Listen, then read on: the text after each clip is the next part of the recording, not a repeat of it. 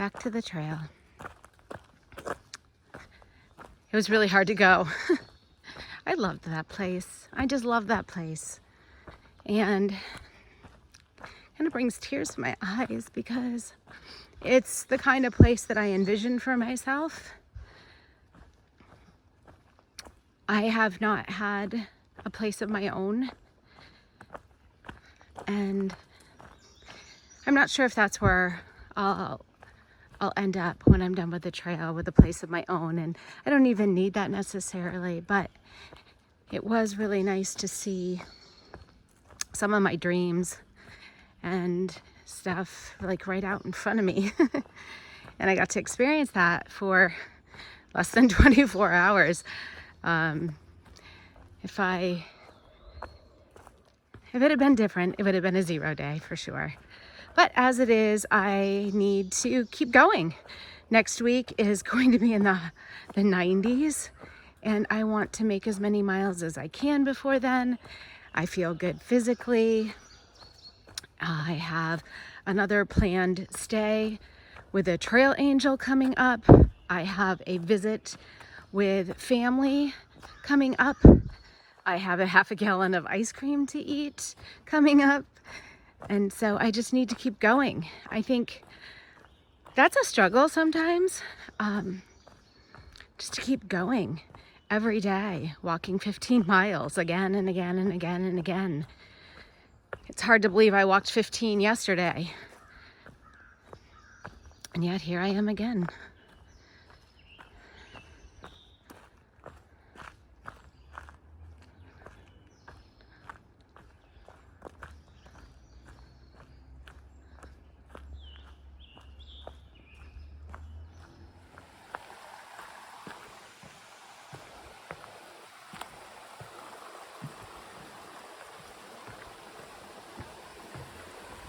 It rained last night,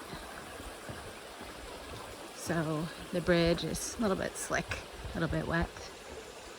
I think there are several water sources at the beginning of my day, but I won't need them because I'm carrying enough water. And then they dry up and I will have to carry water. And now I climb. I don't think I mentioned breakfast, but breakfast was fabulous. Sweet potatoes, yum. And like a breakfast sausage with farm fresh eggs. Perfect. My pack is feeling heavy this morning as I'm carrying out some fresh food. Made it to the grocery store last night for a salad with avocado, tomato, green pepper, mixed greens. I pulled the spinach out from the mixed green mix, and I'm packing that out for my tuna wrap today. I also packed out some guacamole, those little individual servings. I have 2 of them. Hopefully they'll stay fine.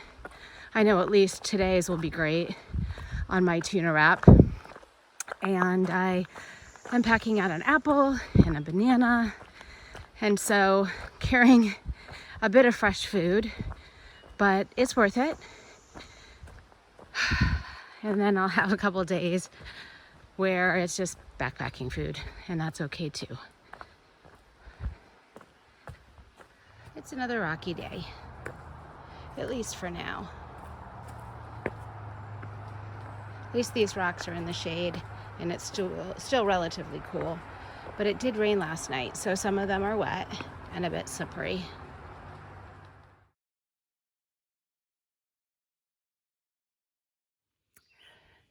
I think my lens is dirty. Anyway, I'm reflecting a bit about the challenges of the trail and the trail will provide. And don't want people being around. It's weird.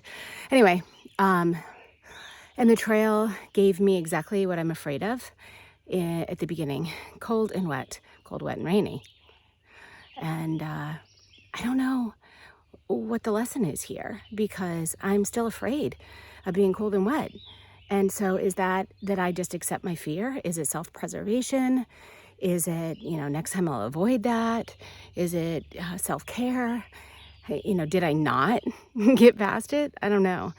But I don't know. I haven't figured that one out yet.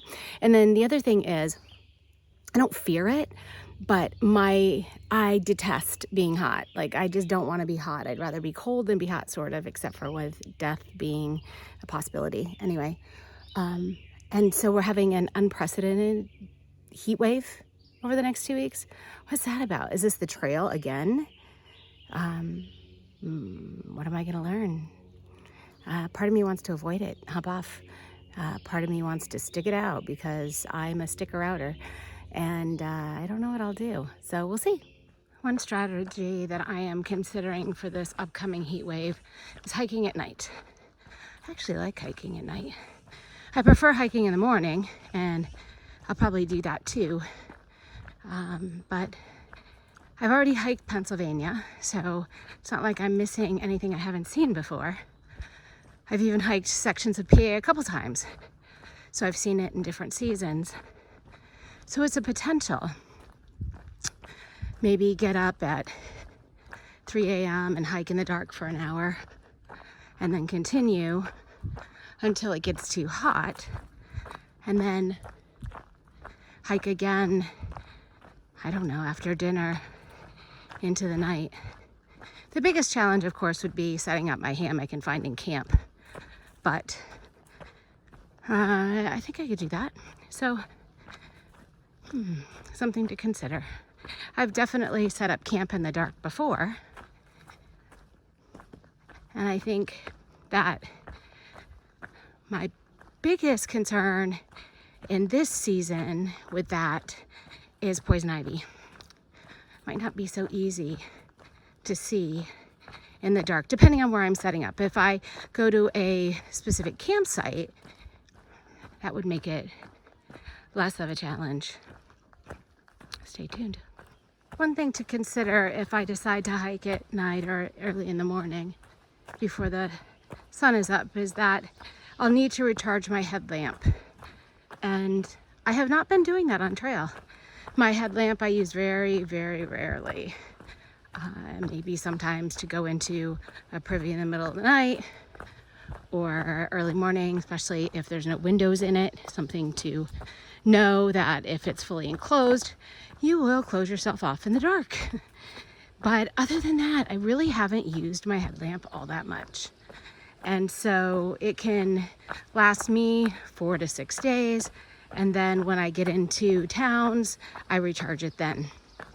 Speaking of chargers, I did swap out. I did a charger switch. I think talked about it, but I'm not sure. I went from a 10,000 anchor to a 20,000 anchor, and then I was having trouble with that one. So I switched over to two 10,000 night core, and they've been really good. I think they charge faster than the anchor did. I have only tapped into the second one once. So usually the first one will get me 4 days of charge on my phone, if not more, because I don't use it all. I've only just started listening to podcasts and audiobooks in the afternoon, and that sometimes wears down the battery. But there's oftentimes I arrive in camp and my phone's at 80%. So that one charging block has been lasting me, but I do have the second as a backup. So that makes me feel better. And I could use that to charge my headlamp. Other information on gear, my Garmin, the Garmin Mini InReach 2 is what I have. And I really think the green tunnel affects its battery life. When I was in stick season in Georgia, and I think that I could go 6 days and it would still be above 50%. And now I can go 3 or 4 and it's down to 40. But I think it's because of the tree coverage. So that's something that I'm watching. I still only charge it when I get into town, but I don't want it to run out. And I am using it to track, and it's set to 30-minute intervals, which should help conserve the battery. But I do track with it. That tracking link I send to my family, a couple of friends, but I don't make it public. And another gear related topic. At my next stop, I get a sun shirt.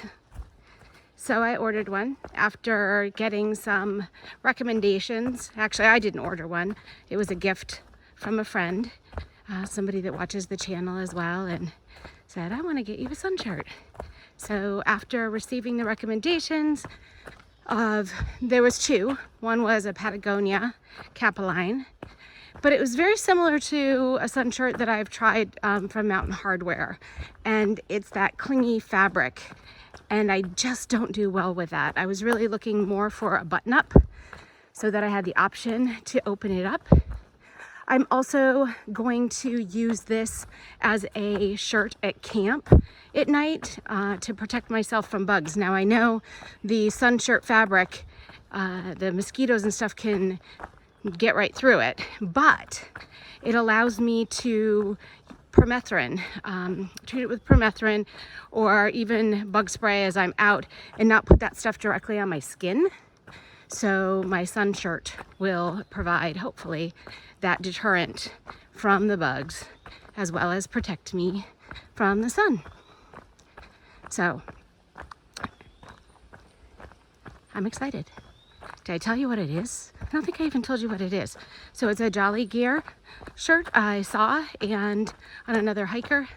The reason I like it is it's an ultra light fabric, and so it's a newer one, and it's not colorful. I tend to be very plain in my wardrobe, and so this one's just a solid color. And I was able to check it out on another hiker, and so I'm really excited to get it and see how I like it. And I just want to take this moment to thank my friend for sending it to me. It's a fabulous gift. One I'll wear every day. This looks like a brand new bridge.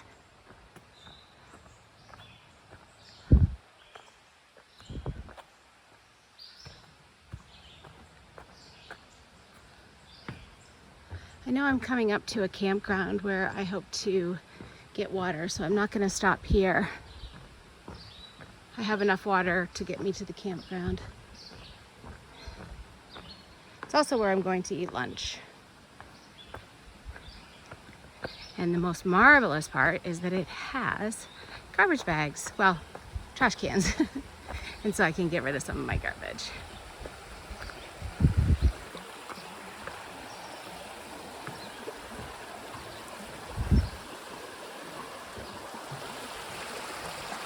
I'm not exactly starving, but I'm really excited about this lunch with guac and spinach from yesterday on a wrap with some tuna. I'm eating it now because I'm at a state park or a park of some sort with garbage cans, so I can get rid of my garbage, and also bathrooms.